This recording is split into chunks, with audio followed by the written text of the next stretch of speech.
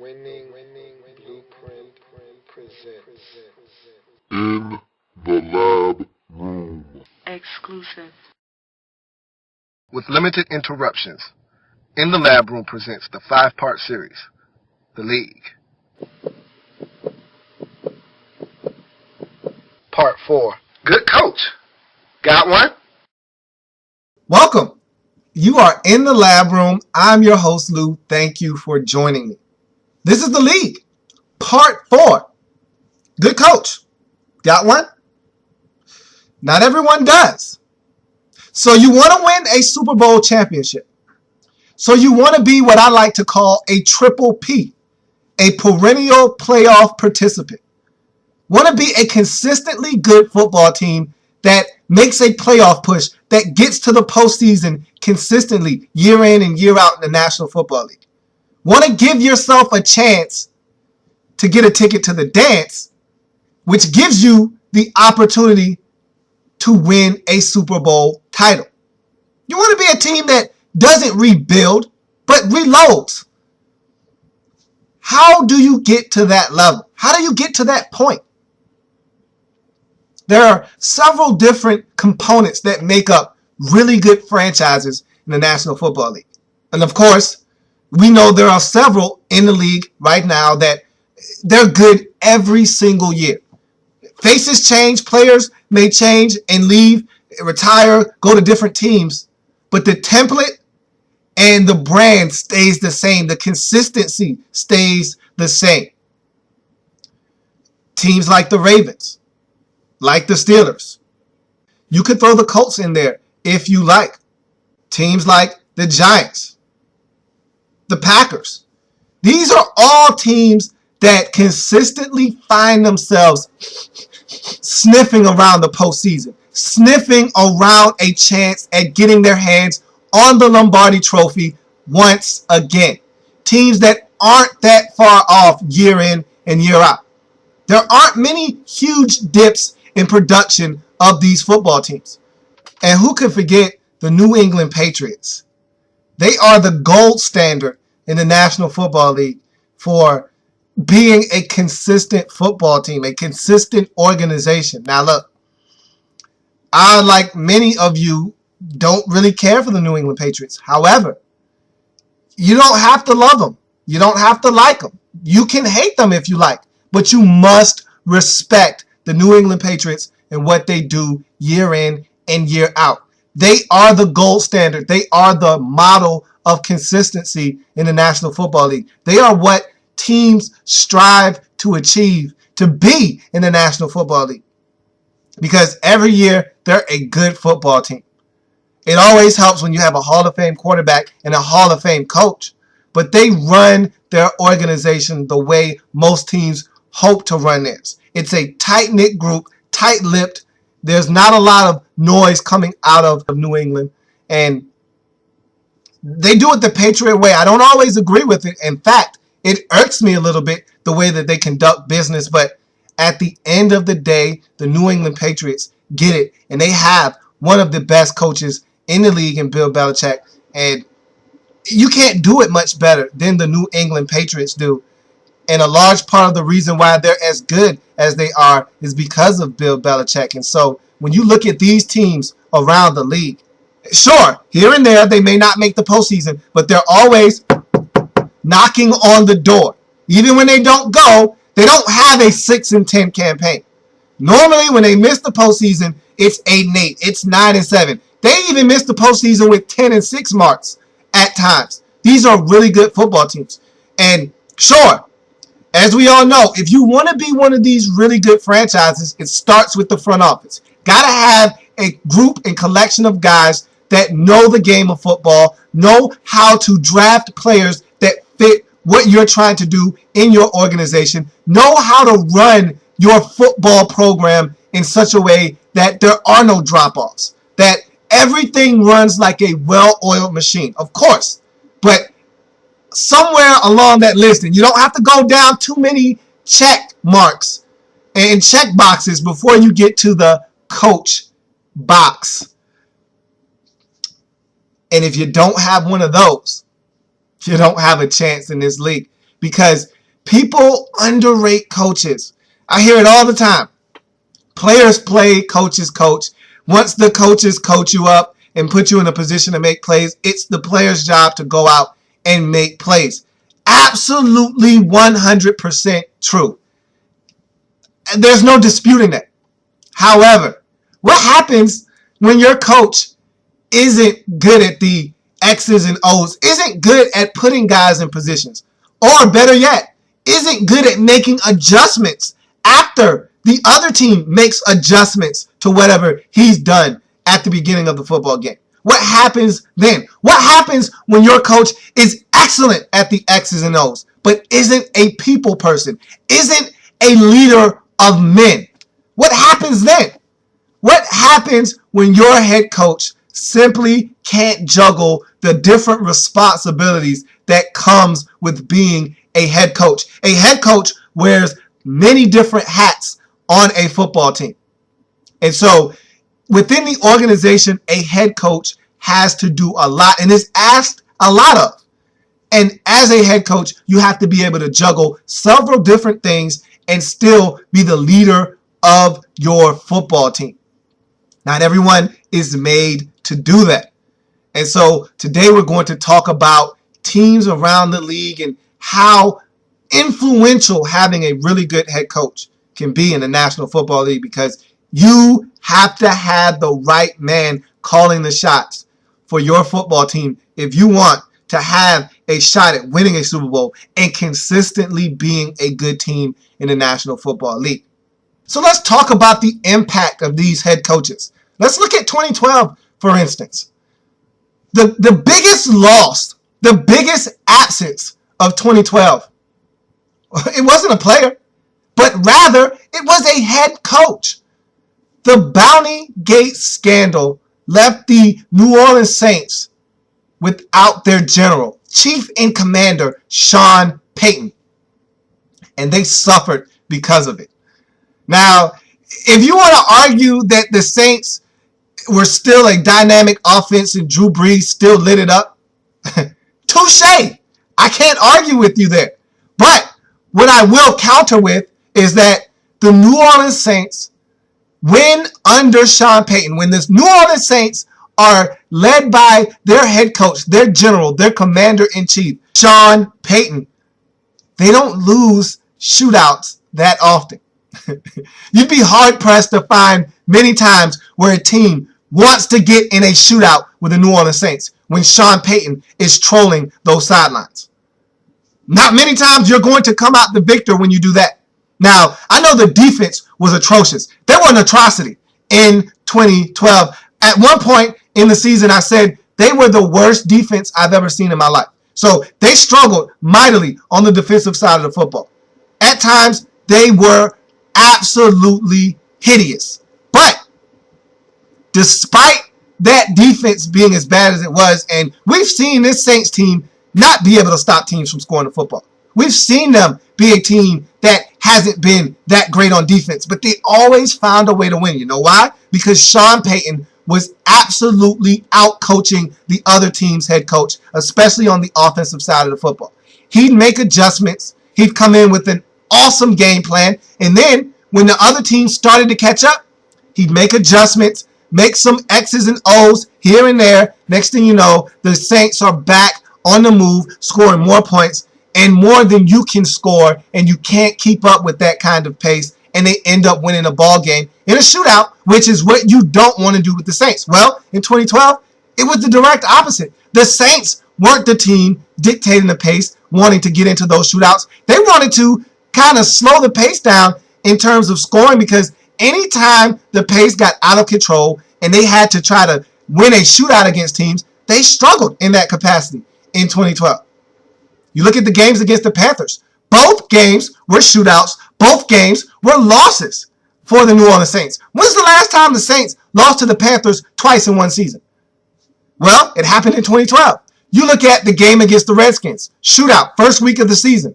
Loss for the Saints. The Saints normally don't lose games to the Redskins. You look at another team that they lost a shootout to, the Green Bay Packers. Great game. Great team they lost to in the Packers. Still a game that was there for the taking for the New Orleans Saints. They lost that football game. You look at another team they lost to. They were absolutely shellacked by the New York Giants in a shootout, a game that they were right there in and absolutely could not keep pace with the New York football Giants. If Sean Payton were on the sideline, I'd like to think that the outcome of at least 2, maybe 3 of those games would have been different. And if you change the outcome of 2 or 3 of those games, maybe, just maybe, the New Orleans Saints were in the postseason last year. So there's no way the New Orleans Saints lose to the Kansas City Chiefs if Sean Payton is on the sidelines. No disrespect to the Chiefs. Not going to happen.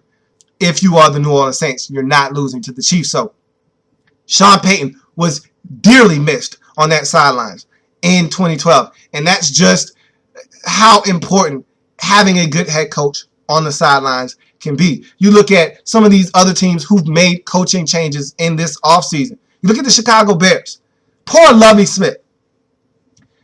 While I like Lovie Smith, I think he's a really good coach. I don't think he's a good enough head coach to have a job right now in the National Football League.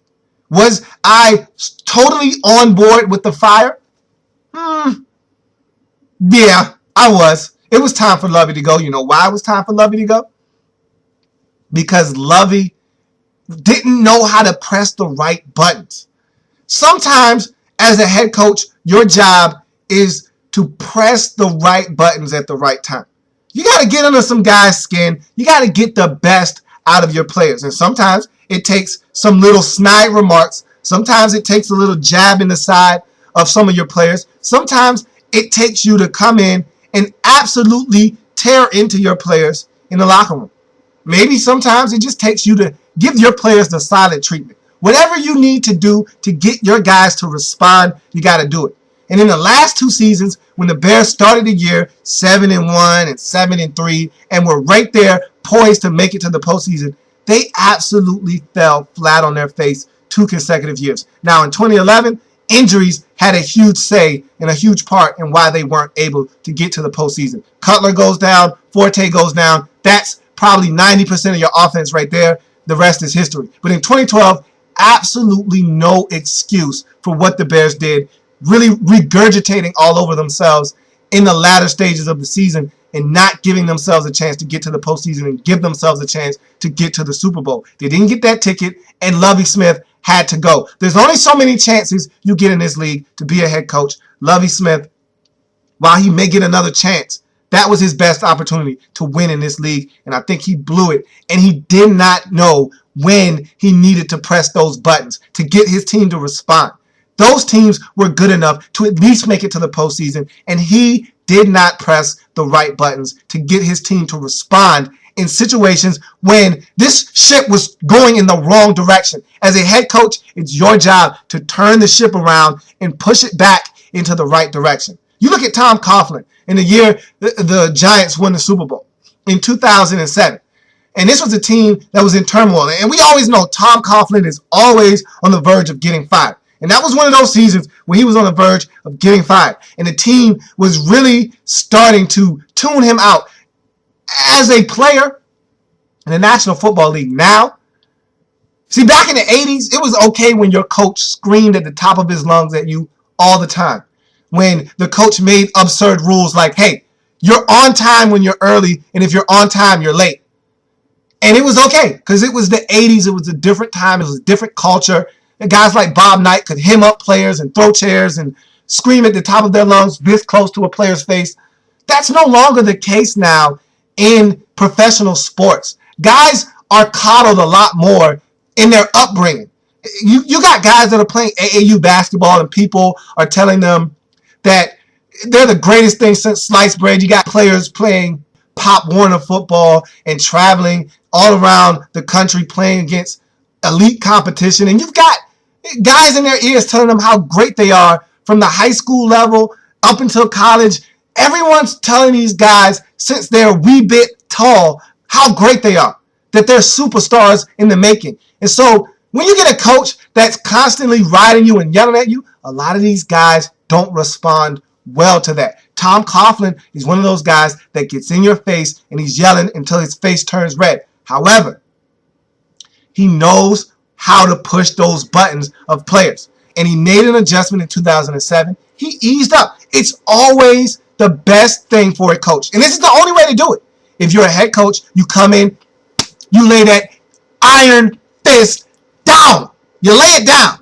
You can't come in soft as a head coach and then expect to all of a sudden turn on the switch and just be demonstrative with your players after they've seen you be soft early on. You got to come in with the iron fist, slam it down, lay the hammer down, and lay the land of the law down to your players. Have them thinking this guy's crazy. And then as you see that you've got the respect of your players, and maybe you see that, hey, I'm strangling these guys, I'm suffocating them, I need to back off a little bit, then you kind of ease up the reins and show the lighter side of you to your players, and they respond to that. And that's what Coughlin did, and then they won the Super Bowl.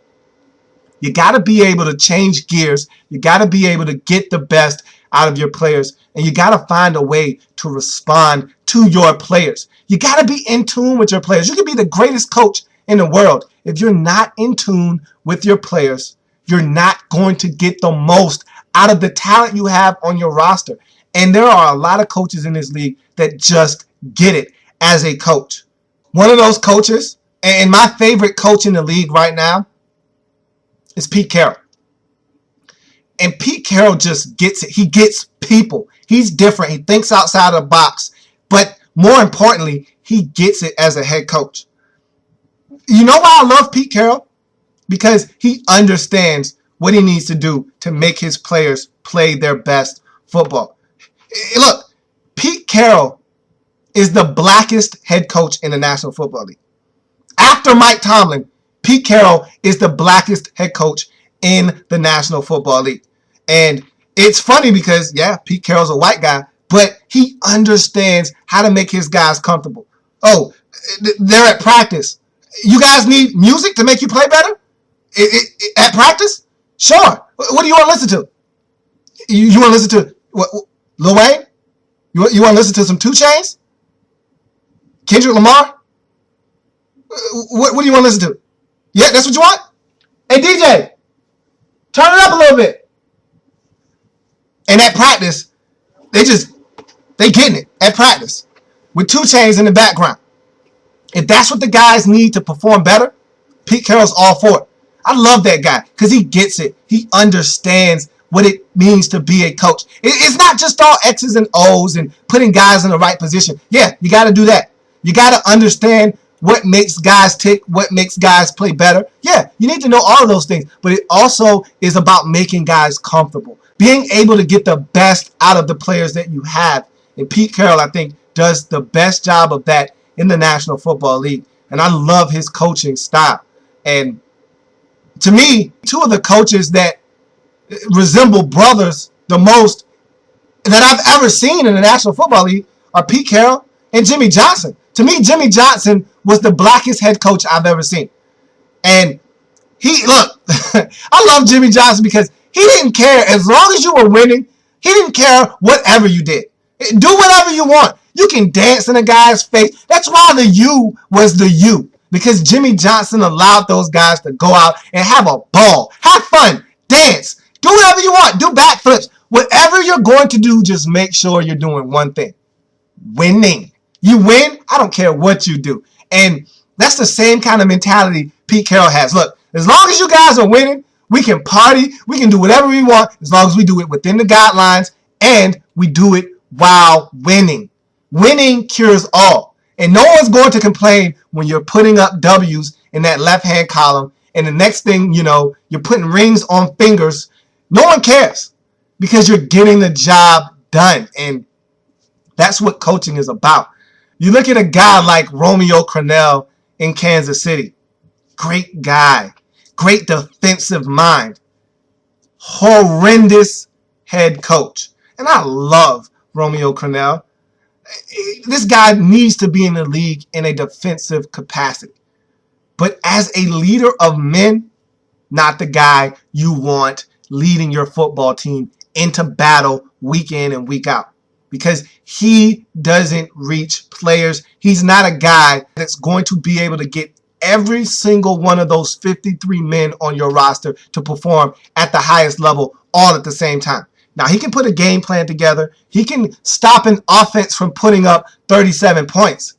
But the problem is you got to be good at getting to every single player on your team. You got to be good at talking to the offense, at talking to the defense, at talking to the special teams. After one game, a reporter asked Romeo Crennel, hey, was there a specific reason why Jamal Charles only touched the ball 6 times in this game? He said, I wasn't aware that he only touched it 6 times. Is that how many times he touched it? How can you not know that your best player on the offensive side of the football only touched it 6 times? You know why you don't know that? Because you're not in tune to the game. You're not paying attention. You're focused in on the defense. You're not worried about what's going on with the offense or on the special teams. You're just worried about the defense. And as a head coach, you can't do that. You got to have your hand in every cookie jar on the football team. Offense, defense, special teams. You need to be overseeing everything. That's what a head coach does. Now, of course, if your specialty is defense, yeah, you're going to pay a little bit more attention to the defensive side of the football. But you got to be able to pay attention to every nook and cranny of the football team. That's what a head coach does. He wears multiple hats on the football team, and he's got to be able to have the pulse of the special teams, have the pulse of the offense, as well as the defense, and know exactly what he needs to do, what he needs to tinker with. Maybe he needs to make a suggestion to the offensive coordinator. Hey, the defense is really getting tired. Let's see if we can dial up a few runs, kind of slow the pace of the game down, get these guys a little bit of rest so we can kind of get our second wind and get out there and keep playing good football on the defensive side of football. If you need to do that, you go over to the offensive coordinator and say that. If Jamal Charles isn't touching the football enough as a head coach, you need to go over to the offensive coordinator, or you call him up on the headset and say, hey, what's going on with Jamal not getting the football? Let's get Jamal a few touches on this offensive possession, see if we can't get him going.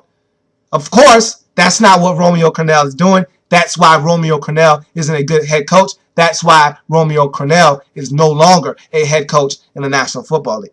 You look at Norv Turner. This guy is probably the most potent offensive mind in the National Football League. I don't think there's a better offensive coach, especially working with QBs, in the league than Norv Turner. You give Norv Turner an inferior quarterback, 9 times out of 10, he'll push a polished, finished product out of the other end of that machine. And he did it with Alex Smith. You saw what he did in his heyday with the Cowboys and Troy Aikman. You saw what he was able to do with the Redskins in that 1 year with Brad Johnson. You've seen him take bad quarterbacks or mediocre quarterbacks at best and get the best out of them. That's what he does. He's an offensive guru. But as a leader of men, he's not the guy you want at the helm. Much like Romeo Crennel, he's a very soft-spoken guy. Really nice guy. In the National Football League, nice guys finish last. All the time. The only guy that I've ever seen that was soft-spoken, really nice, that ended up being a really good head coach and actually finally winning a Super Bowl championship was Tony Dungy. And it took him long enough to finally get it done in Indianapolis. He was good with Tampa Bay for so long. He left. They brought in Chucky. He was an animal. He was a maniac, and they win a Super Bowl. It's just the way it is in the National Football League. And so you got to have the right guy as your head coach. There are a lot of coaches right now that are lame duck coaches that are going to probably be fired at the end of this next season that I don't think are really good head coaches. One that I personally don't like right now, Ron Rivera. I'm not a big Ron Rivera fan. I think that he's a guy that's very passive in his nature. He needs to be more aggressive with his players.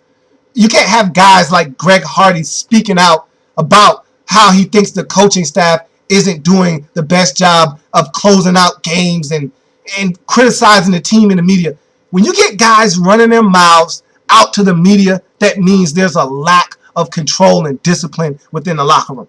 You've got to instill fear in these guys that, hey, You don't run your mouth to the media. You got a problem with anything going on inside this locker room, you talk to us in this locker room, not to the media. I don't think he's done an excellent job of reaching Cam Newton.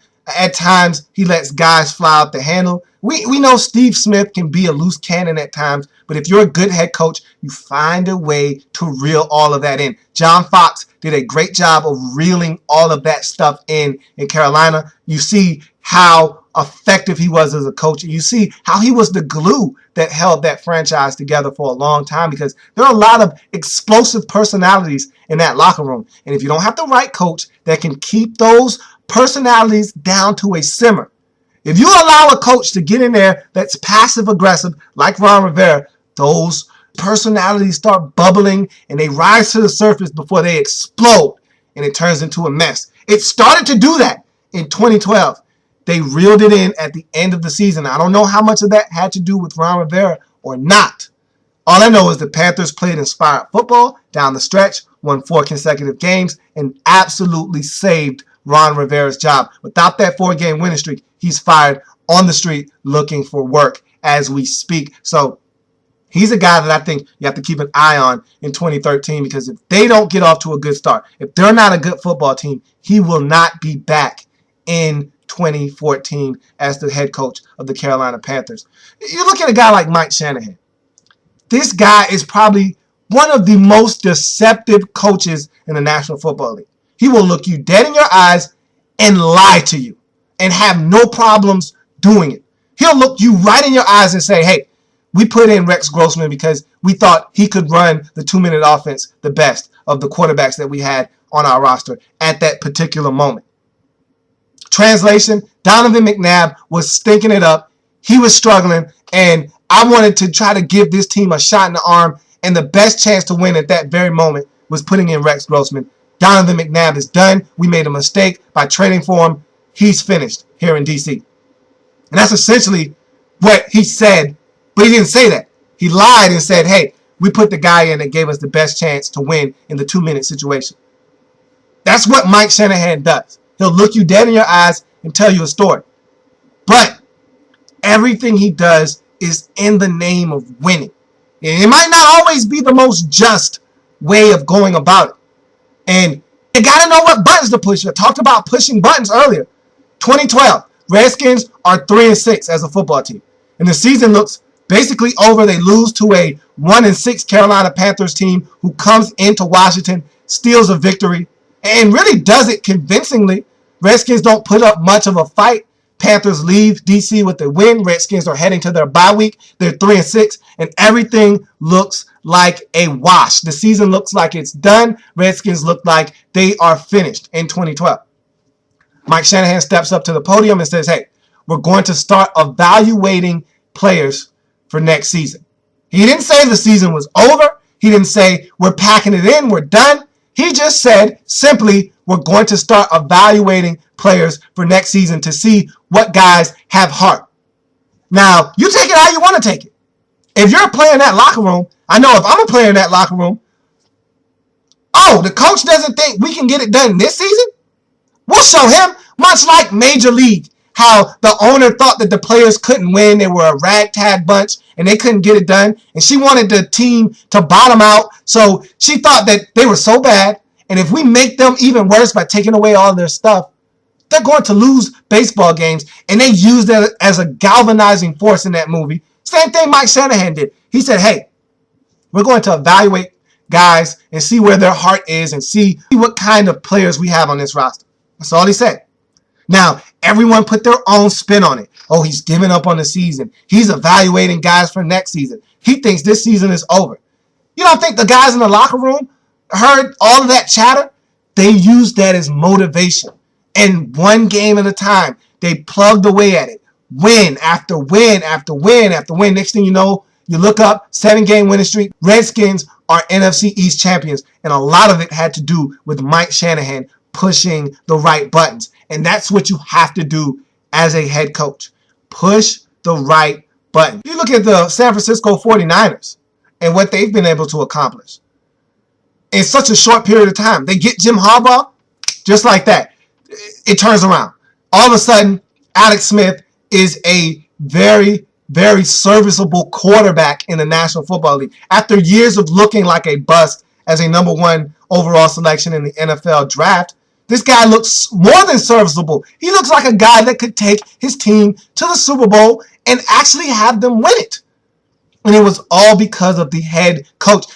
Jim Harbaugh was essentially winning with all of the same parts that Mike Singletary had. He just took his philosophy into San Francisco, changed the mentality of the players, and look what your end result is. A team that is a Super Bowl championship caliber team in the National Football League. And they're not going anywhere. They're young, they're hungry, and they're here to stay. They're going to be around for a while, and they have a really good coach leading them into the future. You look at the St. Louis Rams and Jeff Fisher and what he was able to accomplish with the St. Louis Rams in 2012. This was a bad football team. This was a bad franchise. For the last 5 or 6 years, they haven't been relevant since the greatest show on turf.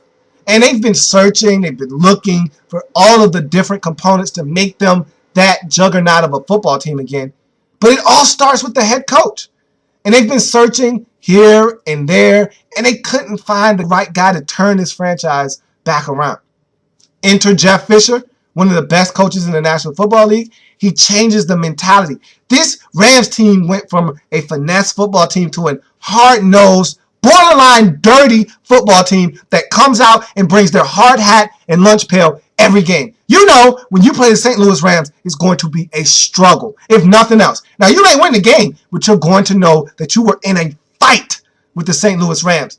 And Jeff Fisher has turned this football team into a hard-nosed, very gritty football team, much like his Titans were for over a decade. And you know you're going to be in a dogfight with the St. Louis Rams. And now, all of a sudden, the Rams are right there knocking on the door of being a really solid football team in the National Football League. They went from NFL doormats for seasons. It seemed like for 3 or 4 years strong, the Rams were drafting in the top 5 of the NFL draft every single season, at least in the top 10, definitely. All of a sudden, Jeff Fisher comes along, and they're a 7-win ball club.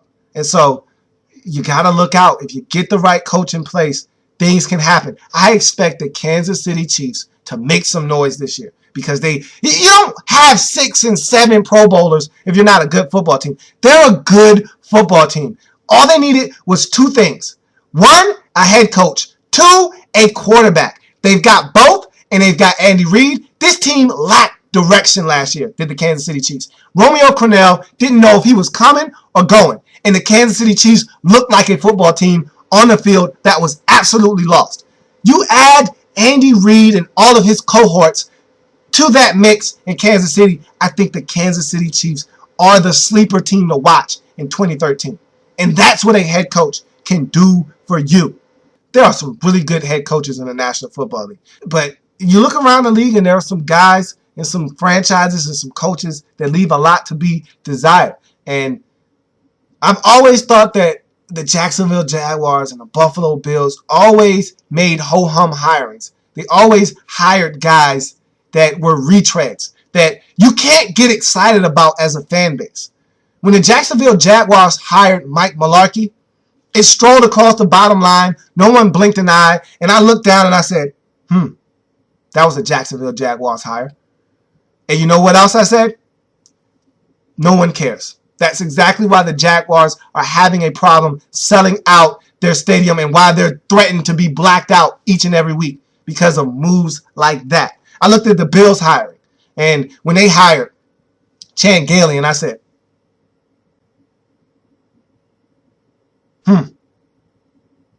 And I just kept on moving. I didn't even say anything because that just smelled like a Buffalo Bills hiring. Something that wasn't going to make the Bills that much better. They were just going to go through the motions.